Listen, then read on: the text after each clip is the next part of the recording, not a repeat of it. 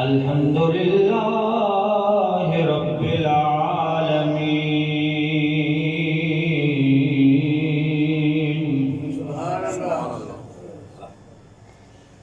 والعاقبة للمتقين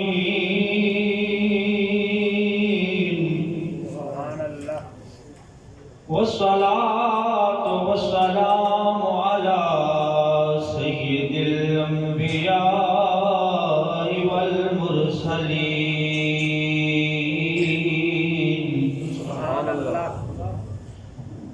وأصحابه الهادين المهديين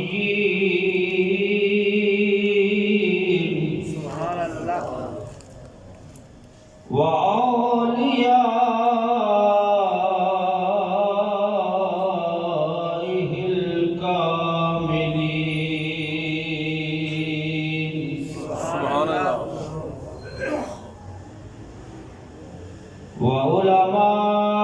وعلماء أمته وأهل سنته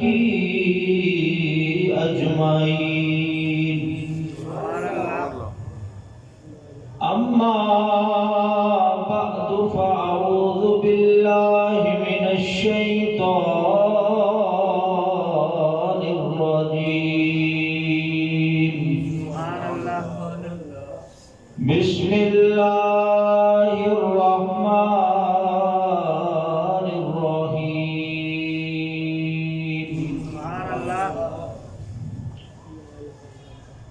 والذي جاء بالصدق وصدق به أولئك هم المتقون آمنت بالله صدق الله مولانا العظيم وصدق رسوله النبي الكريم الأمين الصلاة والسلام عليك يا رسول الله وعلى آلك وأصحابك يا حبيب الله جمعۃ المبارک کا بابرکت دن ہے. یقیناً آپ لوگ مصنون طریقے سے غسل فرما کے عطر لگا کے خوشبو لگا کر مسجد میں تشریف فرما ہے. یاد رکھیں جو عطر لگانا ہے خوشبو ہے یہ جسم کو معطر کرتی ہے اور درود پاک وہ ہے جو روح کو معطر کرتا ہے.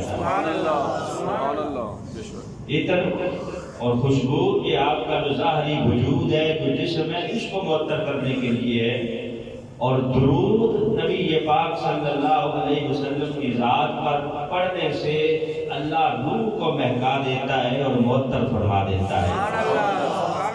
اور درود پاک تو وہ ہے جو ہر وقت نبی پاک کی ذات پہ پڑھا جا رہا ہے اور قیامت تک پڑھا جاتا رہے گا.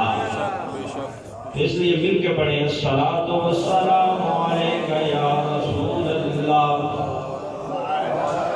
وعلی آلک واصحابک یا حبیب اللہ الصلاۃ والسلام علیک یا شفیع المذنبین وعلی آلک واصحابک یا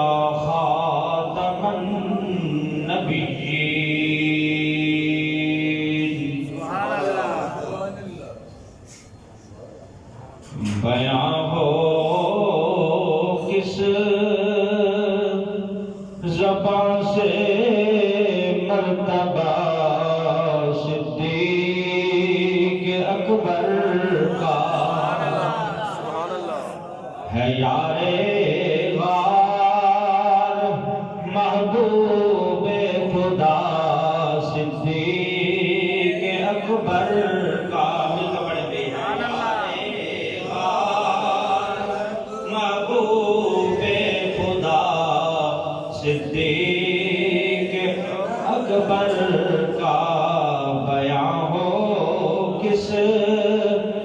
زبان سے مرتبہ صدیق کا ہے یار غار محبوب خدا صدیق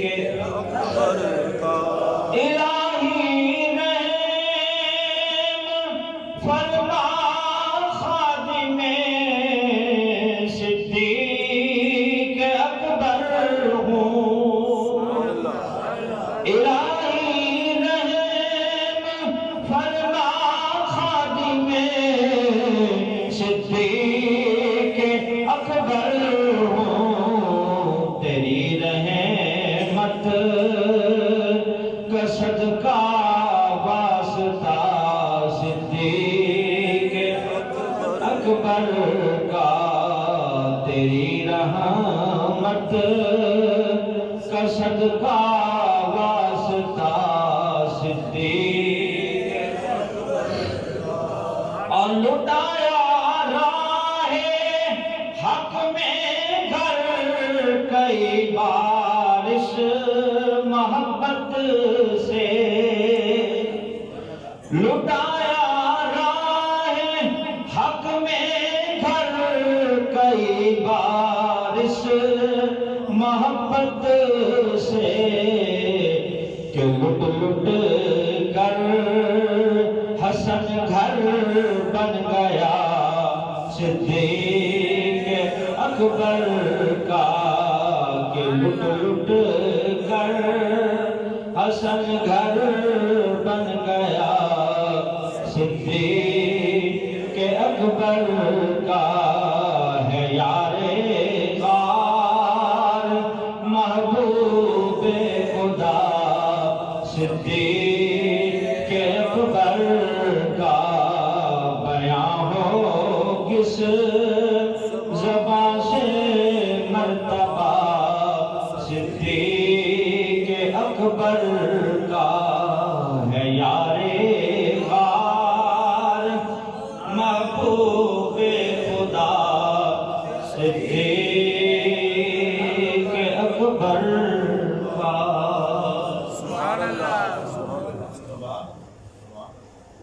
معزز و محترم سامعین حضرات، جماعت ثانی شریف کے اس مہینے میں ہم نے حضرت سیدنا صدیق اکبر رضی اللہ تعالیٰ عنہ کا تذکرہ شروع کر رکھا ہے، اور آج اسی عنوان کے تحت جو گفتگو کا موضوع ہے وہ ہے شان صدیق اکبر قرآن کی روشنی میں، قرآن کی روشنی میں شان صدیق اکبر۔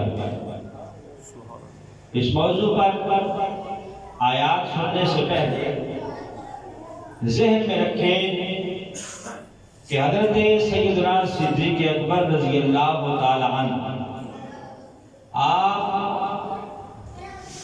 تاریخی شخصیت نہیں ہے بلکہ ہمارے عقیدے کا حصہ ہیں۔ بعض چیزیں وہ ہوتی ہیں جو تاریخ کا حصہ ہوتی ہیں، تاریخ کا حصہ جو چیزیں ہوتی ہیں ان کو مانے یا نہ مانے فرق نہیں پڑتا، لیکن جو چیزیں عقیدے کا حصہ ہوتی ہیں ان کو ماننا ضروری ہوتا ہے۔ ان کو اگر کوئی بندہ نہیں مانتا تو دائرہ اسلام سے خارج ہو جاتا ہے۔ حضرت صدیق اکبر رضی اللہ تعالیٰ عنہ ہمارے عقیدے کا حصہ ہیں اور ان کو ماننا ہر مسلمان کے لیے ضروری ہے۔ اور یہ بھی یاد رکھیں کہ کچھ شخصیات وہ ہوتی ہیں جو تاریخی شخصیات ہوتی ہیں، صحابہ وہ ہیں جو تاریخی شخصیات نہیں ہیں بلکہ قرآنی شخصیات ہیں۔ صحابہ کو صرف تاریخ کے آئینے میں نہ دیکھا جائے، صحابہ کا مرتبہ پرکھنے کے لیے، جاننے کے لیے صرف تاریخی کتب کا مطالعہ نہ کیا جائے بلکہ صحابہ کا مقام اور مرتبہ اگر جاننا ہو تو اللہ کی کتاب قرآن کھول کے اس کے ورق پلٹے جائیں تو ہر دوسرے ورق پر جو آیت نظر آئے گی وہ نبی پاک کے صحابہ کی تعریف کرتی نظر آئے گی۔ تو صحابہ تاریخی شخصیات نہیں ہیں بلکہ قرآنی شخصیات ہیں، قرآنی شخصیات۔ اور صدیق اکبر پھر وہ ہیں کہ جن کی صحابیت قرآن سے ثابت ہے۔ نبی پاک کے سارے صحابہ جتنے نبی پاک صلی اللہ علیہ وسلم کے صحابہ ہیں ان میں سے حضرت صدیق اکبر رضی اللہ تعالی عنہ کی ذات وہ ہے جن کی صحابیت کو قرآن نے خود بیان کیا ہے، قرآن سے ثابت ہے۔ گویا آپ وہ شخصیت ہیں کہ جو نصوص قرآن سے ثابت شخصیت ہیں، یعنی آپ کے حوالے سے قرآن کی نص موجود ہے، نص موجود ہے اور قرآن کی آیات موجود ہے۔ اسی لیے ہم کہتے ہیں کہ جو حضرت صدیق اکبر کی صحابیت کو نہیں مانتا گویا وہ قرآن کا انکار کرتا ہے، اور جو قرآن کا انکار کرتا ہے دائرہ اسلام سے نکل جاتا ہے، دائرہ اسلام سے خارج ہو جاتا ہے۔ سب سے پہلے کس نے نبی پاک صلی اللہ علیہ وسلم کی تصدیق فرمائی؟ قرآن کہتا ہے وَالَّذِي جَاءَ بِالصِّدْقِ وَصَدَّقَ بِهِ أُولَٰئِكَ هُمُ الْمُتَّقُونَ۔ وَالَّذِي جَاءَ بِالصِّدْقِ، وہ شخصیت جو صدق کے ساتھ آئی، صدق لے کے آئی۔ صدق کیا ہے؟ اللہ کی توحید ہے، وحدانیت ہے، ایمان ہے، قرآن ہے اور ہمارے عقائد ہیں۔ وَالَّذِي جَاءَ بِالصِّدْقِ، جو صدق لے کر آئی شخصیت، وہ شخصیت کون سی؟ نبی پاک صلی اللہ علیہ وسلم۔ وَصَدَّقَ بِهِ، اور پھر جس نے اس صدق کی تصدیق کی۔ کس نے تصدیق کی؟ حضرت سیدنا صدیق اکبر رضی اللہ تعالی عنہ۔ گویا دونوں کا ذکر موجود ہے کہ وَالَّذِي جَاءَ بِالصِّدْقِ، جو صدق لے کر آئے، وَصَدَّقَ بِهِ، اور جس شخصیت نے ان کی تصدیق کی، اولئک هم المتقون، یہ وہ ہیں کہ اللہ نے انہیں تقوی کا شاہ سوار بنا دیا ہے۔ اولئک هم المتقون، یہ تقوی والے ہیں، تقوی کے شاہ سوار ہیں، یہ متقی ہیں، پرہیزگار ہیں۔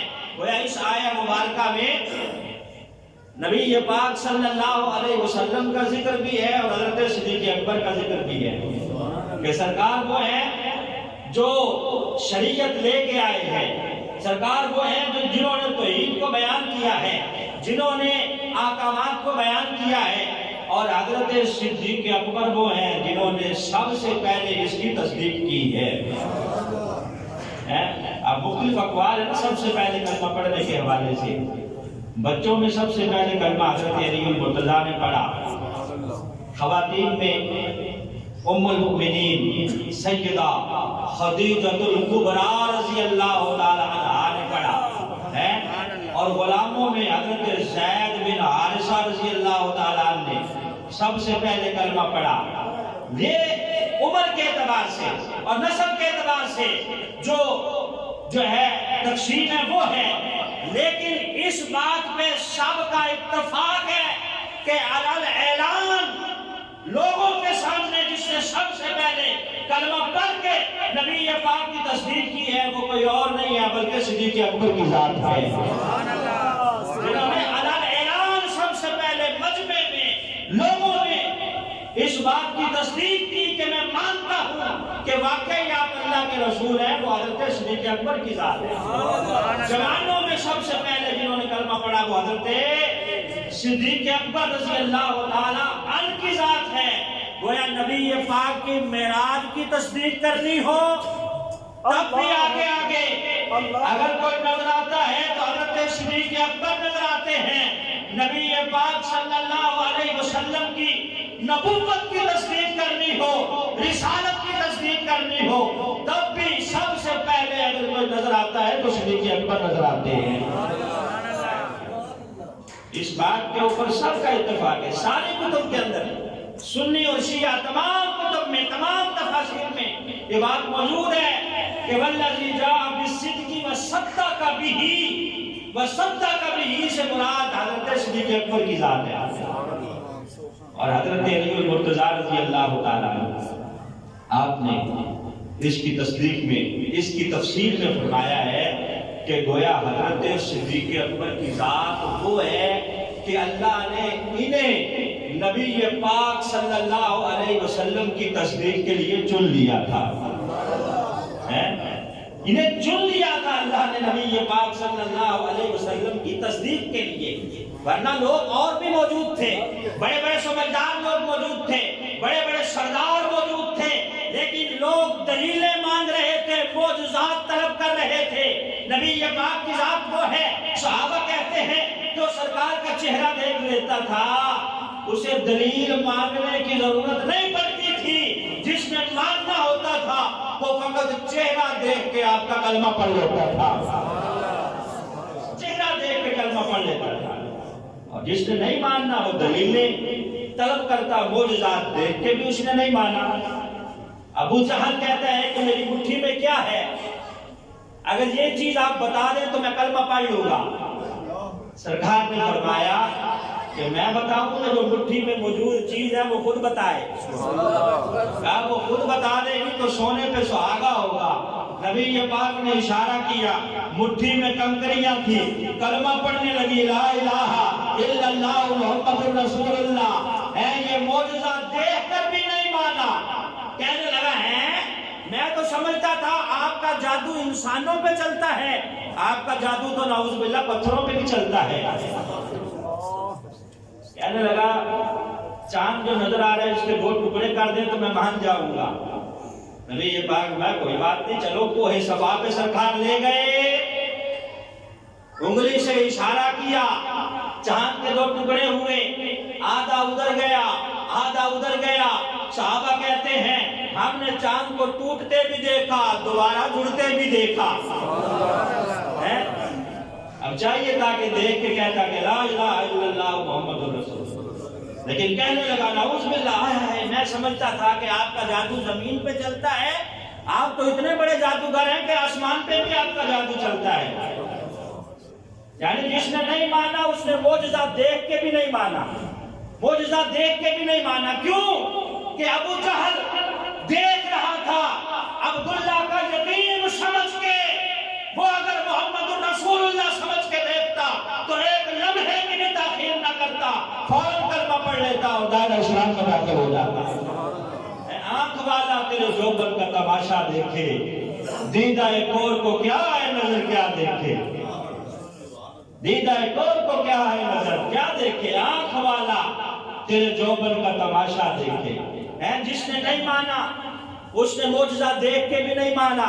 رب کعبہ کی قسم ہے، ابو بکر کی ذات وہ ہے، نبی پاک فرماتے ہیں کہ میں نے اسلام کے لیے جب دعوت دی تو مجھ سے دلیلیں مانگی گئی۔ ابو بکر وہ ہے کہ جنہوں نے ایک لمحے کی تاخیر نے کی، ادھر میں نے اعلان نبوت کیا ہے، ادھر ابو بکر نے کلمہ پڑھا ہے اور دائرہ اسلام میں داخل ہو گئے ہیں۔ ایک لمحے کی بھی تاخیر نہیں، فوراً تصدیق کر دی ہے۔ ابو بکر کی ذات وہ ہے، تو حضرت علی فرماتے ہیں انہیں تو اللہ نے چن لیا تھا نبی پاک کی تصدیق کے لیے، تو آپ نے فوراً تصدیق فرمائی، کوئی تاخیر نہیں کی، کوئی دلیل نہیں مانگی، کوئی معجزہ نہیں مانگا، کلمہ پڑھا ہے اور دائرہ اسلام میں داخل ہو گئے ہیں۔ تو یہ بھی آیت مبارکہ سورہ زمر کی حضرت صدیق اکبر رضی اللہ تعالیٰ عنہ کی شان میں۔ اگلی آیت مبارکہ قرآن کہتا ہے ان اللہ و ملائکتہ یصلون علی النبی یا ایھا الذین آمنوا صلوا علیہ وسلموا تسلیما۔ مشہور آیت ہے نا، کیا یا ایھا الذین آمنوا صلوا علیہ وسلموا تسلیما، کہ اللہ اور اس کے فرشتے محبوب آپ کے اوپر درود پڑھتے ہیں، لہذا اے ایمان والو تم بھی پڑھا کرو۔ جب یہ آیت مبارکہ نازل ہوئی صحابہ بیٹھے، حضرت صدیق اکبر بھی بیٹھے ہیں سامنے، کہا حضور آپ کا رب آپ کا ذکر تو فرماتا ہے کہ وہ آپ پہ درود پڑھتا ہے، کیا آپ کے رب نے اور ہمارے رب نے کبھی ہم غلاموں کا بھی تذکرہ کیا ہے؟ آپ کا رب یہ تو فرماتا ہے کہ وہ اور اس کے ملائکہ آپ کو درود پڑھتے ہیں، کبھی ہمارا بھی آپ کے غلاموں کا بھی تذکرہ کرتا ہے۔ اب سوال پوچھ رہے حضرت ابو بکر کس سے؟ نبی پاک صلی اللہ علیہ وسلم سے۔ اللہ خود جواب عطا فرماتے ہوئے جبریل کو بھیجتا ہے، فرماتا ہے کہ جاؤ جا کے کہہ دو میرے محبوب سے هو الذی یصلی علیکم وملائکتہ، کہ اے محبوب ابو بکر سے کہہ دو کہ تم اور تمہارے ساتھی وہ ہیں، اللہ اور ان کے ملائکہ تم پہ بھی درود پڑھتے ہیں، صحابہ پہ بھی درود پڑھتے ہیں۔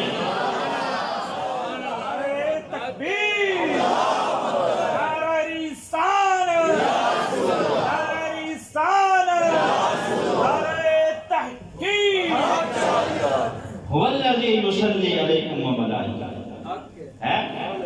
اللہ فرما رہا ہے کہ محبوب ابو بکر کو جواب دے دو کہ بے شک اللہ اور اس کے ملائکہ آپ کے صحابہ پر بھی درود پڑھتے ہیں۔ تو صحابہ پر درود بھی قرآن سے ثابت ہے، اسی لیے ہم درود میں صحابہ کو شامل کرتے ہیں کہ الصلاۃ والسلام علیکہ یا رسول اللہ وعلی آلک واصحابک یا حبیب اللہ۔ تو صحابہ پر بھی درود پڑھا جا رہا ہے۔ تو ابو بکر کی ذات وہ ہے کہ سوال نبی پاک سے پوچھا ہے، جواب اللہ خود عطا فرما رہا ہے، اللہ خود جواب عطا فرما رہا ہے۔ اور قرآن کی آیت مبارکہ نزول ہو رہی ہے، نازل ہو رہی ہے، اس میں حضرت صدیق اکبر رضی اللہ تعالیٰ عنہ کا مقام بیان ہو رہا ہے۔ اسی طرح یا ایتھا النفس المطمئنہ ارجعی الی ربک راضیۃ مرضیہ فادخلی فی عبادی وادخلی جنتی۔ یہ بھی قرآن کی آیات ہیں کہ جب نیک بندہ، مومن بندہ، صالح بندہ اس دنیا سے جاتا ہے تو اسے اعلان کر کے بلایا جاتا ہے کہ یا ایتھا النفس المطمئنہ، اے نفس مطمئنہ، ارجعی الی ربک راضیۃ مرضیہ، اپنے رب کی طرف پلٹا، اس حال میں پلٹا کہ تو رب سے راضی ہے، تیرا رب تجھ سے راضی ہے۔ اس کے لیے جنت کو آراستہ کر دیا جاتا ہے، گویا آسمانوں پہ جشن ہوتا ہے کہ مرد صالح آ رہا ہے، زمین والے رو رہے ہوتے ہیں کہ اللہ کا ولی رخصت ہو رہا ہے۔ قرآن کہتا ہے یا ایتھا النفس المطمئنہ ارجعی الی ربک راضیۃ مرضیہ فادخلی فی عبادی وادخلی جنتی۔ اللہ فرماتا ہے میرے بندوں میں داخل ہو جاؤ اور جنت میں داخل ہو جاؤ۔ جب یہ آیات اتری تو حضرت صدیق اکبر کہنے لگے حضور وہ بندے کتنے خوش نصیب ہیں جنہیں اللہ بلاتا ہے، جنہیں بلانے کے لیے اللہ کی طرف سے اعلان ہوتا ہے، جنت آراستہ ہو جاتی ہے اور انہیں اعلان کر کے بلایا جاتا ہے کہ اے نفس مطمئنہ پلٹا، تیرا رب تجھ سے راضی ہے، تو رب سے راضی ہے۔ حضور وہ کتنے خوش نصیب ہیں، نبی پاک نے فرمایا صدیق اکبر تجھے مبارک ہو، تو ان خوش نصیب بندوں میں شامل ہے جن کا تذکرہ ان آیات میں ہو رہا ہے۔ میں تجھے مبارک ہو، تو ان میں شامل ہے۔ گویا جب تو رخصت ہوگا، جب تیری روح کف سے انسانی سے پرواز کرے گی تو تیرے لیے بھی پروانہ جاری ہوگا، جنت کو سجا دیا جائے گا اور اعلان کیا جائے گا ابو بکر پلٹا، اس حال میں آ جا کہ تو رب سے راضی ہے، تیرا رب تجھ سے راضی ہے۔ قرآن نے حضرت ابو بکر کو اتقا کہا ہے۔ کیا کہا ہے بھئی؟ اتقا۔ ایک ہوتا ہے متقی، ایک ہوتا ہے اتقا۔ بہت زیادہ متقی جمع ہو تو جو سب سے بڑا متقی ہوگا اسے اتقا کہا جائے گا۔ اتقا کہ یہ سب سے بڑا متقی ہے۔ وَسَيُجَنَّبُهَا الْأَتْقَى الَّذِي يُؤْتِي مَالَهُ يَتَزَكَّى وَمَا لِأَحَدٍ عِندَهُ مِن نِعْمَةٍ تُجْزَى إِلَّا ابْتِغَاءَ وَجْهِ رَبِّهِ الْأَعْلَى وَلَسَوْفَ يَرْضَى۔ قرآن نے کہا اس وقت یہ آیات نازل ہوئی جب حضرت صدیق اکبر نے بلال کو خریدا اور خرید کے آزاد کر دیا۔ تو لوگ کہنے لگے بالخصوص منافقین کہ بلال کا کوئی پرانا ابو بکر پر احسان ہوگا، اس احسان کا بدلہ دینے کے لیے انہوں نے خرید کے آزاد کر دیا ہے۔ اب باتیں زمین پہ ہو رہی تھی، نوٹ اللہ فرما رہا تھا، اور اللہ قرآن کی آیات نازل فرما رہا ہے، فرما رہا ہے کہ وَسَيُجَنَّبُهَا الْأَتْقَى، ابو بکر وہ ہے زمین والو جو تم میں سے سب سے بڑا متقی ہے، الَّذِي يُؤْتِي مَالَهُ يَتَزَكَّىٰ، وہ مال اس لیے دیتا ہے تاکہ ستھرا ہو جائے، اس لیے دیتا ہے تاکہ ستھرا ہو جائے، اس کے اوپر کسی کا احسان نہیں ہے کہ اس کا بدلہ دینے کے لیے مال دے، نہیں، میں اس لیے مال دیتا ہے کہ اس کا رب اس سے راضی ہو جائے۔ یہ آیات کس کے بارے میں اتر رہی ہیں؟ حضرت صدیق اکبر کے بارے میں۔ تو حضرت صدیق اکبر کی ذات وہ ہے کہ جن کی شان کو اللہ نے قرآن میں بیان کیا ہے۔ سورہ توبہ ہے، 9 ہجری کو آیات نازل ہوئی، اِلَّا تَنْصُرُوهُ فَقَدْ نَصَرَهُ اللَّهُ۔ اس سے پہلی جو آیات ہے اس میں غزوہ تبوک کا ذکر ہے۔ غزوہ تبوک کے بارے میں لوگوں کو ابھارا جا رہا تھا کہ غزوہ تبوک کے لیے تیاری کرو، مال دو، نبی پاک کی مدد کرو۔ اِلَّا تَنْصُرُوهُ فَقَدْ نَصَرَهُ اللَّهُ۔ 8 ہجری کو غزوہ تبوک، گویا 8 سال بعد، ہجرت کے 8 سال بعد یہ آیات نازل ہو رہی ہیں۔ 9 ہجری کو اِلَّا تَنْصُرُوهُ فَقَدْ نَصَرَهُ اللَّهُ، اللہ فرما رہے ہیں پہلے کہ مدد کرو، لیکن پھر فرما رہے ہیں اگر تم مدد نہیں کرو گے فَقَدْ نَصَرَهُ اللَّهُ، رب تو اپنے محبوب کی مدد کر چکا ہے، تمہارے مدد کی ضرورت نہیں ہے۔ مجھے پتا چلا کہ محبوب کو کسی کی مدد کی ضرورت نہیں ہے۔ اللہ فرماتا ہے اِلَّا تَنْصُرُوهُ فَقَدْ نَصَرَهُ اللَّهُ، مدد اگر نہیں بھی کرو گے تو تمہارا رب تو کر چکا ہے۔ اب کون سی مدد کا یہاں ذکر ہو رہا ہے؟ آگے ہجرت کا واقعہ بیان ہو رہا ہے۔ کون سی مدد؟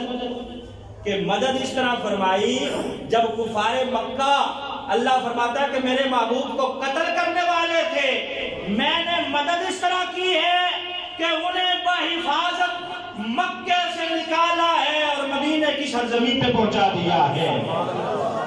اس مدد کا ذکر ہو رہا ہے کہ میں نے 8 سال پہلے تو مدد کی، تمہیں پتہ نہیں ہے کہ کس طرح میں نے بحفاظت انہیں مکے سے نکالا، جب سارے قتل کرنا چاہتے تھے مدینے کی سرزمین پہ پہنچا دیا۔ اب وہ مدد بظاہر کس نے کی تھی؟ بتائیں بھائی، اونٹنیاں کس نے خرید کے رکھی ہوئی تھی؟ حضرت ابوبکر نے خرید کے پہلے باندھی ہوئی تھی نا۔ آپ ان اونٹنیوں کو چارہ کھلا رہے ہیں، کھجور کے پتے، آپ کا غلام پوچھ رہا ہے کہ حضور یہ اونٹنیاں کیوں آپ نے باندھی ہوئی ہے، اور آپ اتنی مہربانی سے انہیں چارہ کیوں کھلا رہے ہیں؟ آپ چارہ بھی کھلا رہے تھے اور ساتھ ساتھ کہہ رہے تھے کھاؤ، تم سے بڑا کام لینا ہے۔ غلام کہتا ہے جناب کیا کام لینا ہے؟ کہا چپ کر جاؤ، یہ راز کی بات ہے، میرے اور محبوب کے درمیان راز رہتے ہیں۔ اور پھر سارا مال ہجرت کے موقع پہ گھر کا کس لیے اٹھا رہا ہے کہ راستے میں کام آئے گا۔ کس نے مدد کی؟ حضرت ابوبکر نے مدد کی۔ اور راستے میں جب ہجرت کا سفر ہو رہا ہے تو اس وقت کون ہے جس نے محبوب کو کندھوں پہ اٹھا لیا ہے؟ زمین سنگریزوں کی ہے، نوکیلے پتھر ہیں، جب دیکھا کہ پتھروں پہ چلنا دشوار ہے تو محبوب کو کندھوں پہ اٹھا لیا کہ کہیں آپ کے قدموں میں پتھر نہ چپ جائے۔ اللہ کیا ہجرت اگر آپ پڑھیں نا، حضرت ابوبکر کبھی دائیں، نبی پاک کی طرف بھاگ کے دائیں ہو جاتے ہیں، کبھی بائیں، کبھی آگے کبھی پیچھے۔ نبی پاک نے پوچھا ابوبکر یہ کیا کر رہے ہو؟ کہا حضور جب دائیں ہوتا ہوں تو خطرہ محسوس کرتا ہوں دشمن بائیں سے نہ آ جائے، اس لیے بھاگ کے ادھر ہو جاتا ہوں۔ جب آگے ہوتا ہوں تو خطرہ محسوس کرتا ہوں دشمن پیچھے سے نہ آ جائے، اس لیے بھاگ کے پیچھے چلا جاتا ہوں۔ تو یہ بظاہر مدد حضرت ابوبکر کر رہے ہیں، لیکن اللہ فرما رہا ہے کہ یہ مدد میں نے خود کی ہے۔ گویا ابوبکر کا مال، ذات اور حضرت ابوبکر کی کوشش اور سعی وہ ہے جسے اللہ نے قبول کر لیا ہے۔ اِلَّا تَنْصُرُوهُ فَقَدْ نَصَرَهُ اللَّهُ ہے نا۔ یہ مدد حقیقت میں نے کی ہے۔ کب کی؟ اِذْ أَخْرَجَهُ الَّذِينَ كَفَرُوا ثَانِيَ اثْنَيْنِ، اس وقت جب کافروں نے آپ کو نکالا۔ اب یہاں ایک اور بڑی عجیب بات، جب کافر سارے آ گئے ہیں تلواریں لے کر، یہ رات تاریخ اگر پڑھی جائے تو نبی یہ پاک کی سیرت کی سب سے مشکل رات ہے، سب سے دشوار رات ہے، کافر موجود ہے باہر، حضرت علی کا مقام بھی بہت بڑا ہے، بڑے بہادر ہیں، رب کعبہ کی قسم ہے علی پہ بھی قربان جاؤں، ہجرت کی رات جنہیں نبی پاک کا بستر ملا، اور وہ جو بستر تھا یقیناً وہ بھی ہدف تھا کافروں کا، چادر لے کے اگر کوئی سویا ہوا ہو پتہ نہیں چلتا نیچے کون ہے، نبی پاک نے کہا علی میرے بستر پہ لیٹ جاؤ، ایک لمحہ بھی تاخیر نہیں کی، کہا حضور آپ نے فرمایا ہے تو لیٹ جاتا ہوں۔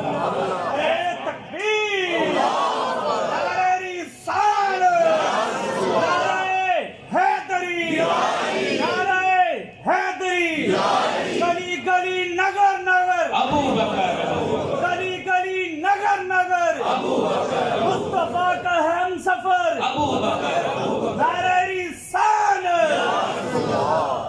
بلکہ حضرت علی کہتے ہیں جو رات مجھے، جو نیند مجھے سرکار کے بستر پہ آئی ہے ساری زندگی آئی نہیں ہے، حضرت علی کے بھی قربان جاؤں، ہجرت کی رات نبی پاک کا بستر ملا، اور صدیق اکبر تمہارے بھی قربان جاؤں، تمہیں بستر نہیں ملا بلکہ بستر والا ملا، چوکیداری کے لیے اگر اللہ نے کسی کا انتخاب کیا ہے تو ابو بکر کی ذات ہے۔ حضرت علی بڑے بہادر ہیں، آپ کوفے کے منبر پہ جلوہ افروز ہیں، کسی نے کھڑے ہو کے پوچھا علی سب سے زیادہ بہادر کون ہے؟ اشجاع کون ہے؟ اشجاع۔ حضرت علی رضی اللہ تعالیٰ خاموش ہیں، سامعین کہنے لگے یقیناً اے علی آپ سب سے زیادہ بہادر ہیں، آپ سے بڑا بہادر کون ہو سکتا ہے؟ حضرت علی رضی اللہ تعالیٰ عنہ فرمایا نہیں، میں شجاع ہوں، اشجاع کی بات ہو رہی ہے، بہادر میں ضرور ہوں لیکن یہاں سب سے زیادہ بہادر کی بات ہو رہی ہے، کہا سنو اگر سب سے زیادہ بہادر مجھ سے پوچھتے ہو تو ابو بکر کی ذات ہے، اور پھر آپ نے دلیل بھی دی، ایسی بات نہیں کی کچی دلیل، کیا دی میں جب بدر کا مارکا سجنے والا تھا، مارکا بدر جب سجنے والا تھا، نبی پاک کے لیے جب چھپر بنا دیا گیا، سرکار کے لیے ایک چبوترا بنا دیا گیا، ایک چھپر بنا دیا گیا کہ سرکار یہاں ٹھہریں گے، سامنے جنگ ہوگی، نبی پاک اس چبوترے پہ جلوہ افروز ہو کے ساری جنگ کا منظر دیکھ رہے ہوں گے۔ حضرت علی کہتے ہیں اس وقت مجمع میں اعلان ہوا کہ آج اس چھپر پر نبی پاک کی چوکیداری کون کرے گا، باڈی گارڈ کون ہوگا جو چاروں جانب سے تلوار لے کے نبی پاک پہ پہرا دے گا۔ حضرت علی کہتے ہیں مجھ سمیت ابھی سارے صحابہ سوچ رہے تھے، سب سے پہلے تلوار لہراتے ہوئے اچھل کے جو آگے بڑھا تھا ابو بکر کی ذات تھی۔ ہم تو ابھی سوچ رہے تھے، یہ نہیں کہ باقی صحابہ نعوذ باللہ بزدل تھے، بہادر سارے ہی تھے، لیکن یہ جو موقع تھا یہ بڑا حساس معاملہ تھا، جہاں پہرا دینا تھا وہاں پوری مسلم امہ کی قیادت موجود تھی، اس قیادت کے گردن پہرا کون دے گا؟ صحابہ بھی سوچ رہے ہیں۔ ابو بکر نے کہا ہٹ جاؤ، میں نبی پاک کے کان میں بتایا ہوں کہ حضور آج میں ہوں گا اور آپ ہوں گے، کہا میں تو پہلے ہی سرکار سے اجازت لے آیا ہوں، میں پہلے پوچھ آیا ہوں سرکار سے کہ جناب آج آپ کا باڈی گارڈ میں بنوں گا۔ حضرت علی نے ایک دلیل یہ دی، دوسری دلیل کہتے ہیں میں تو ابھی 10 سال کا تھا، بچہ تھا، حضرت ابو بکر جوان تھے، اعلانیہ کلمہ پڑھا، نبی پاک نے مکے کے بازار میں کھڑے ہو کے اعلان کیا کہ میں اللہ کا نبی ہوں، لوگوں سنو میں اللہ کا نبی ہوں، کلمہ پڑھو، جہنم سے نکلو، جنت کی طرف آ جاؤ۔ جب آقا نے اعلان کیا تو وہ کفار مکہ جو رشتہ دار بھی تھے، جانتے بھی تھے، صادق اور امین بھی کہتے تھے، ان سارے کے سارے کفار مکہ نے آپ کے اوپر حملہ کر دیا۔ حضرت علی کہتے ہیں پتہ ہے وہاں کون باڈی گارڈ تھا؟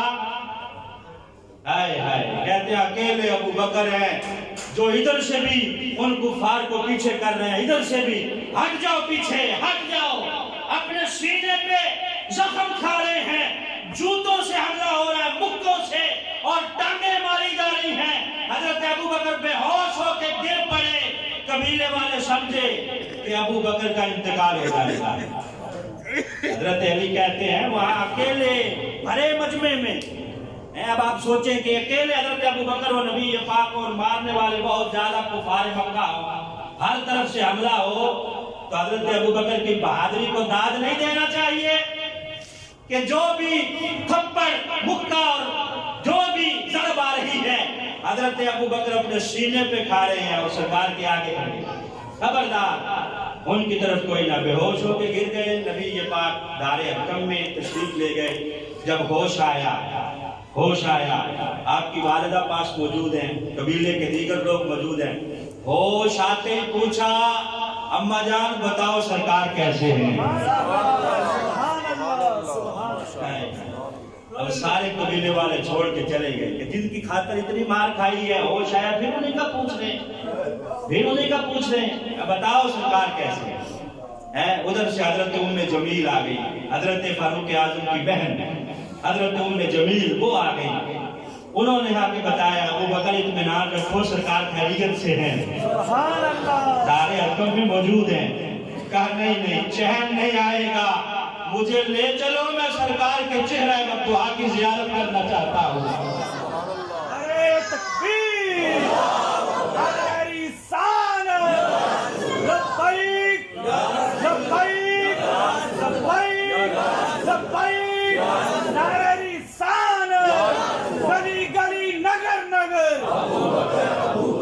مصطفیٰ کے ہم سفر۔ حضرت ابو بکر نے جو خواہشات اپنی بیان کی، ان میں سے یہ بھی بیان کی کہ میری زندگی کی خواہش ہے آنکھیں ابو بکر کی ہو، چہرہ نبی پاک کا ہو، مال ابو بکر کا ہو اور خرچ نبی پاک پہ ہو، بیٹی ابو بکر کی ہو، نکاح میں نبی پاک کے آ جائے۔ کہا لے چلو اماں جان، اب چلا نہیں جا رہا۔ ایک طرف سے والدہ نے پکڑا، ایک طرف سے حضرت جمیل نے یوں سہارا دیا، گھسیٹتے نبی پاک صلی اللہ علیہ وسلم کو دار ارقم میں لے گئے۔ اب جب سرکار نے دیکھا تو سرکار نے بھی کھڑے ہو کے استقبال کیا، صرف استقبال ہی نہیں کیا، حضرت ابو بکر سے چونکہ بیٹھا نہیں جا رہا تھا، لٹا دیا گیا۔ نبی پاک نے کمال شفقتوں کا اظہار کیا، سرکار ابو بکر کے اوپر لیٹ گئے، ساتھ جھک گئے اور جھک کے پیشانی پہ بوسہ دیا، کہا ابو بکر تم وہ ہو، میں بھی تم سے راضی ہوں، رب بھی تم سے راضی ہے۔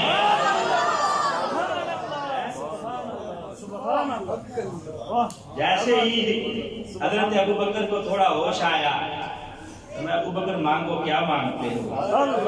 کہا حضور اور کچھ نہیں، میری اماں جان ساتھ آئی ہوئی ہیں، انہوں نے ابھی تک کلمہ نہیں پڑھا حضور، حشر کا میدان ہوگا، ابو بکر جنت میں جائے گا، میری ماں دوزخ میں جائے گی، مجھ سے دیکھا نہیں جائے گا۔